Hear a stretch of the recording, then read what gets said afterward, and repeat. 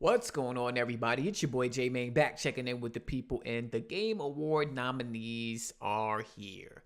Now, before I even start this video, I just want to say, take these award nominees and even the winners, take these with a grain of salt because these are someone else's opinion. So try not to get too upset. Of course, we all got our opinions. I mean, I've even been on Twitter talking about one of these nominations myself. But that's, of course, just my opinion. You know what I'm saying? Everybody's going to feel different.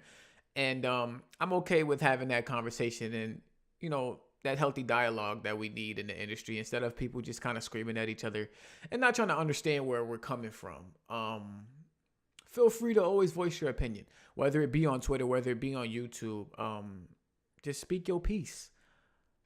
You got people who like to say they don't care, but those people are also the same ones on Twitter and on YouTube making videos about this said topic. So cut the bullshit. You know what I'm saying? We all care in some capacity. Whether we let this affect our picks is another story, but we all care, and everybody's talking about it. So we all want to be a part of the conversation. Let's not act like we don't. So in this video, I just want to kind of do my nominations, my predictions on what I think should win and what I think will win, because a lot of times we kind of can point out what's going to win, and it is what it is. We will be doing nominees and a live reaction to the show on the Press Start podcast. You can go check that podcast out on Press Start Kofi's page, my boy. That's where we at every Thursday, 8 p.m. sharp. You know what I'm saying? We be on time. We be on time over there. So catch us out over there on Thursdays. But right now, let's get into it. As y'all can see right in front of us, we got Game of the Year. We're going to start it off right at the top. Game of the Year. Of course, recognizing a game that delivers the absolute best experience across all creative and technical fields. We got Legend of Zelda, Breath of the Wild, Super Mario Odyssey, PlayerUnknown Battlegrounds, Persona 5, and Horizon Zero Dawn. So a couple things. I was shocked to actually see Horizon Zero Dawn on this list. I just kind of felt like while the game was great and it's actually one of my Game of the Years, I felt like the conversation as the year went on kind of got lukewarm on the game, and people kind of started talking more about the flaws of the game rather than what's great about it.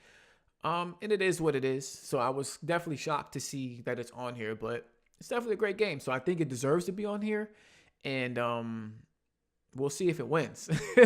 That's another story. Personally, I think PlayerUnknown Battlegrounds is going to win. Now, I've been on Twitter, a couple of people, it's kind of been like a big conversation on Twitter right now, like whether PUBG should be nominated. I personally don't think it should, for the simple fact that it's an early access game. The developers have came out and told us, look, this game ain't finished yet. It's early access. Now, whether, it's going to be coming out of early access soon, as of today, as of the nominees, it is still in early access, therefore meaning it's not a finished game. I just feel like this industry, they follow trends. Now, PUBG is already huge. It's a game that I've touched. I haven't played too much of because I'm trash with mouse and keyboard. So I will never sit here and knock the game for being trash because its mechanics. Like, I can't even fully take advantage of it because, I'm trash at the input. But it's a game that has took the world by storm. You got clones out the hoo-ah. You got it selling 20 million with minimal promotion, and a small team worked on this game. So hats off to what they got going on and how successful they are. But like I said, I feel like this industry follows trends, and I just hope that we don't see these AAA developers looking at these games like, hold up, we don't have to put as much money as we're putting in these games. We could just go ahead and put what they put into PlayerUnknown Battlegrounds, make a game like this, and now we got clones of PUBG all over the place. This game is cool, but I don't want to see everybody following this trend. I don't want to see early access games all over the place. How can you even critique an early access game? And that gets into another conversation about lazy development. I know I might be reaching very far, but I just feel like I know where it's going. I mean, we look at microtransactions and where that's led to now loot boxes and pay to win in AAA games. You know what I'm saying? You have to kind of think like that because this industry is all about money. They're all about doing the least, not all about doing it, but a lot of these companies are about doing the least amount of damn work and getting the most money out of you. So it was. I hope that doesn't happen. But seeing PUBG on here just gets me worried. We can get into like the technical aspect of the game and does it cover all facets of being a game of the year. You know what I'm saying? Narrative wise, story wise, audio wise, visual wise. I don't think it stacks up if we comparing it to the other 4 games on this list. This is why I would never pick it for game of the year if we want to get on the technical side. Like I said earlier, as far as being an unfinished game, I mean, that's just what the developers are telling me. You know what I'm saying? You can tell me it's finished, and if it is finished, then I'm going to get into critiquing it as if it was finished when I'm talking about the visuals, the audio, the optimization, the story. Well, it's multiplayer only, so it don't have a story. So, the variety of the game. I think if we go in there, it's a lot to pick apart with this game, and I'm wondering if it would be as highly praised. It might sell as much, but would the praise still be as high if we were able to throw a score on this game like we did the other 4 on this list? If I had to pick one of these games, that's probably my game of the year right now. It'll probably be Legend of Zelda Breath of the Wild. It was the game, and that's speaking, of course, I didn't finish Persona 5. I did play it, but I didn't finish it. All these other games I did play. Legend of Zelda Breath of the Wild was the game on this list that kind of blew me away the most.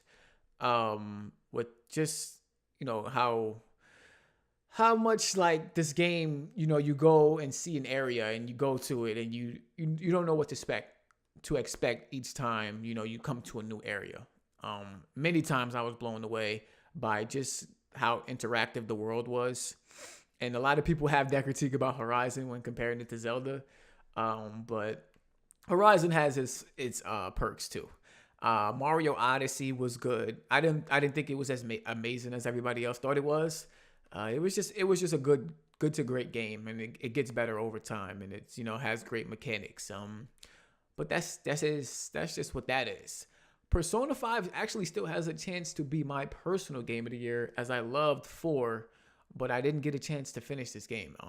You gotta really dedicate your life to this game, and I just don't have that time right now. So hopefully I can get to it by the end of the year, but we'll see. Moving on, let's move on. We spent enough time on game of the year. That'll probably be the most I spend on anything on this list. Best game direction. We got Wolfenstein 2, Resident Evil 7, Legend of Zelda Breath of the Wild, Super Mario Odyssey, and Horizon Zero Dawn. I'm not gonna get into everything. Resident Evil 7 was a good game. I really liked that game. It was probably my top 5 games coming into the holiday season. But just playing more games, I think it's still top 10. I really enjoyed it. Wolfenstein 2 I actually didn't even get to yet, but my personal winner for best game direction would probably be Zelda Breath of the Wild for the reasons that I've mentioned in the game of the year list. It just had that wow factor in a lot of aspects, and I think they did a good job with that. Yeah, let's move on. Best narrative. We have for outstanding storytelling and narrative development in a game, we got What Remains of Edith Finch, Nier Automata, Hellblade: Senua's Sacrifice, Wolfenstein 2, and Horizon Zero Dawn. So for this, I'm definitely going Hellblade: Senua's Sacrifice. I didn't finish Nier Automata, and I didn't play What Remains of Edith Finch, so therefore this is my personal pick. But what Hellblade did with the storytelling of a character with mental health issues, I thought that was some really risky stuff. It was deep, and it sometimes you can lose people going in that direction, but I think they did a really good job putting it all together, and keeping people interested, and being able to follow that narrative and that story about what's going on. I thought the performance of Senua, I forget the actress's name, but I believe she's also nominated for another award. She did an amazing job with the performance of Senua. So she helped, sell this story and that narrative even more. Horizon, which is another game I beat on this list, had a good story and narrative, but I don't think it was as impactful as what I experienced with Hellblade. So for that, yeah, Hellblade, I think it's going to get the W, and it's also my personal pick. Moving on. Best art direction. Oh boy, this is easy. This is easy. Cuphead, man. Come on, what are we talking about here? They did the early 1900 cartoon art style. We waited years for this game to come out, but we all fell in love when we saw that art style for Cuphead. Persona 5 definitely has a great art style. Horizon is a beautiful game graphically. Zelda has a pretty cool art style. Destiny too. Irrelevant. Yeah, but Cuphead I think is gonna be the pick. It's the most popular choice in my opinion for people talking about art style. It looks cool as hell, and it's my pick. You know what I'm saying? I love the way they put together Cuphead. It's hand drawn too. That's why it took so damn long, but it was well worth it. Cuphead a great damn game. It should be nominated for Game of the Year too. They sleeping on Cuphead, straight snubbed. Best score in music. Now we're not gonna do this whole list. I'm letting y'all know that right now. We're gonna be here all day if I did the whole list. So, best score in music. For outstanding music inclusive of score, original song, and or licensed soundtrack. Destiny 2, Cuphead, Nier Automata, Legend of Zelda Breath of the Wild, Super Mario Odyssey, and Persona 5. Oh, this one actually was kind of tough for me. Personally, ooh, personally, it might be it's a toss up between Cuphead and I'm gonna have to go with Cuphead because for the simple fact is I didn't finish Persona 5 or Nier, but I heard those soundtracks were amazing. So because I didn't finish it or experience those games with that music in its entirety, I personally can't go with those. But what I do think will win, I think Cuphead might get this one too, man. Cuphead has a great soundtrack. Almost all of those bosses, the soundtrack is like memorable. You're gonna hear that song and think about the battles you had with the bosses. It played a great it was a great factor into how you experience the game. Nier Automata is another one. Like I said, that and Persona, I heard a lot about the soundtrack. So I would not be surprised if Nier won or Persona, but I think Cuphead is gonna win, and it's also my personal choice. Best audio design. In-game sound and design. Okay, we got Destiny 2, Hellblade: Senua's Sacrifice, Resident Evil 7, Legend of Zelda Breath of the Wild, and Super Mario Odyssey. I think Cuphead should actually be in this category too. They sleeping on Cuphead. It should be in way more categories. I'm gonna go. Damn, I'm gonna go with. Oh, I'm gonna go with Hellblade as far as my personal pick because I thought the music really captured the atmosphere of the game, and also the sound design was amazing. Like when you're playing the game and she has those thoughts running through her head, they suggest you play this game with headphones because you can like hear her whispering to herself in the headphones on certain sides. It kind of gives you the chills because when she's speaking to herself and you're experiencing like when she has a moment of self-doubt in a fight, like you feel that self-doubt when she's whispering in your ear her fears and all of that while you're going through it at the same time. And the music is playing, it fits the atmosphere, and they just did a fabulous job of putting all that together. Mario Odyssey, I think actually might win for audio design because it's Mario. I mean, I hate to say that, but like they did a great job with, capturing each world and making, the music fit and flow with the scenarios. Even when they did the retro style stuff, you felt that and it helped with the nostalgia in the game. And also, I haven't given Mario an award yet as far as what I think will win. So I think, when it comes to audio or sound, I think it's going to take home something just because of how iconic the sounds are in Mario. And everybody loves that stuff. So, yeah, that's what I got for best audio design. I ain't showing no love to Destiny. Resident Evil 7, I said I love that game. So we talked about that. All right, best performance. Awarded to an individual for voice over acting, motion, and performance capture. Yeah, I actually talked about this earlier. This is the girl from Hellblade, Melina Juergens, I think is how you pronounce that. I think she's going to win this award for her performance with Senua. Amazing job. My personal pick, and I think that's going to be what actually happens at the award show. Laura Bailey and Claudia Black, they did good in Lost Legacy. I just don't think their performances like were monumental. They didn't like oh my god, they did amazing. Like they were their characters as strong as, strong-willed as they'll ever be in the other Uncharted games that they played in. So, it was kind of more of what we got already, whereas the lady with Senua was something totally new. She bodied that shit straight up. Who's this? Brian Bloom for BJ from Wolfenstein. What is it? Blazkowicz. And Ashley Birch for Aloy in Horizon Zero Dawn. I didn't play Wolfenstein 2, but from the first one, he did a good job. And Aloy, Ashley Birch, she did a good job too. But again, I just think the job that Melina did with Hellblade as Senua was awesome. Games for Impact. For a thought-provoking game with a profound pro-social meaning or message, please knock on my door. Night in the Woods, Life is Strange Before the Storm. What else we got? Bury Me, My Love, What Remains of Edith Finch, and Hellblade: Senua's Sacrifice. I have not played none of these games except for Hellblade, so personally, that's my pick by default. It's also the game that I think is going to win. We talking about profound pro-social meaning and message. I mean, this is a game about mental health issues. What other game... Actually, I can't even say that. I don't know of another game that's tackling that subject and that's done it in a masterful way that Hellblade did. So, that's my choice for that pick.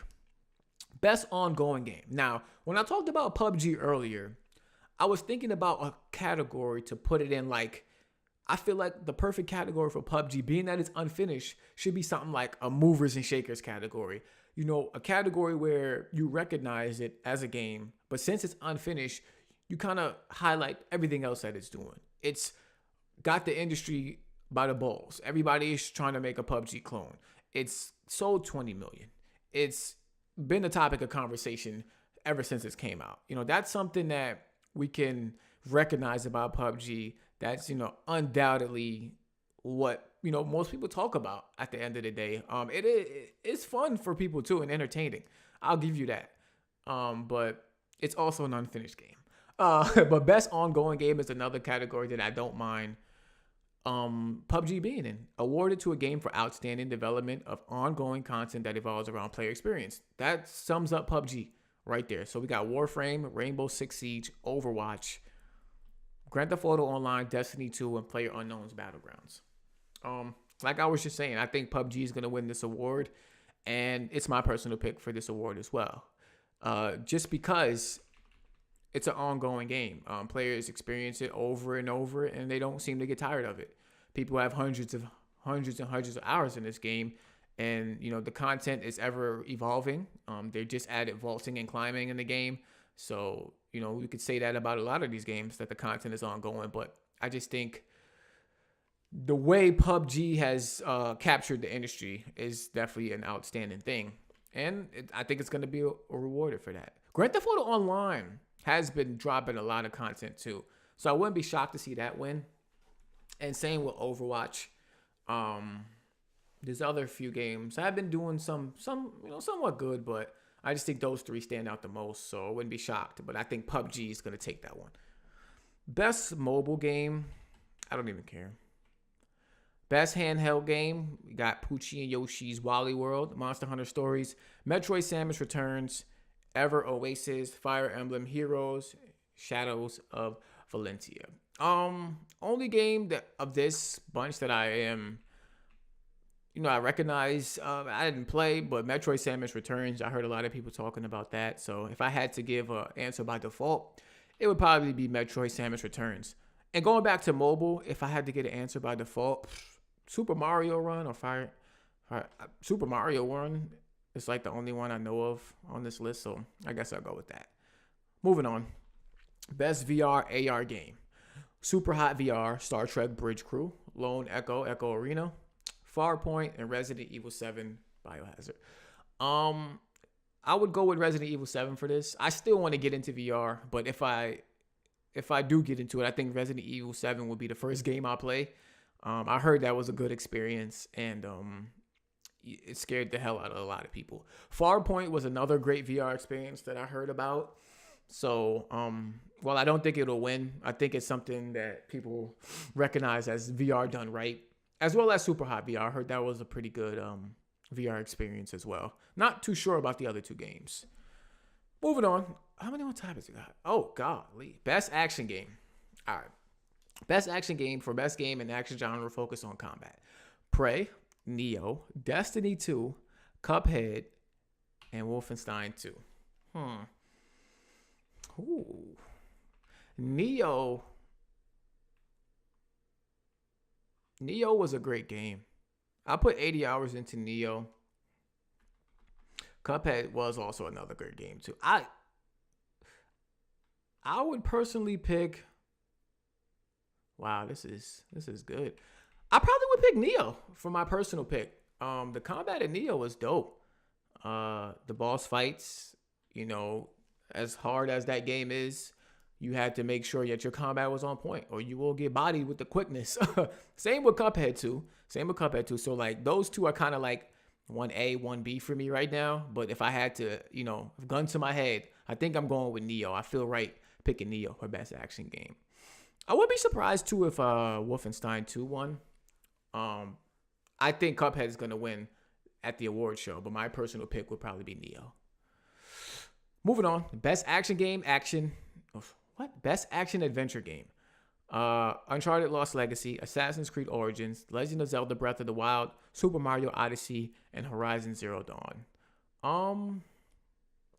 Wow. For best action adventure game combining combat, traversal, and puzzle solving. Oh yeah, that's going to Zelda. That is going to Zelda Breath of the Wild for everything that I mentioned earlier. That's my personal pick too. I'm giving it to Zelda Breath of the Wild. Horizon, like when you read that description and if they're following that to the T, like Horizon's puzzles, even if I don't even like they didn't really have much of a puzzle to it. If you even want to call it puzzle solving, maybe the I don't even remember what the hell the things were called, but it's like the whatever. I wouldn't even call that puzzle and solving anyway. So yeah, Horizon, you might not win an award this award show, but I'm just happy to see it's nominated so it gets its recognition. Best RPG. South Park, Fractured But Whole, Final Fantasy. Didn't this game come out last year? Oh, in December. So yeah, it still counts. Divinity, Original Sin 2, Nier Automata, and Persona 5. I ain't beating out. I beat Final Fantasy 15. So by default, I would have to pick that. But if I'm going with what I think is going to win, I'm going with Persona 5. I heard so much great things about this game. It's rated highly. And people just love Persona. And I don't blame them. Persona's fucking amazing. Best fighting game. Tekken 7, Nidhogg 2, Marvel vs. Capcom Infinite, Injustice 2, and ARMS. Ooh.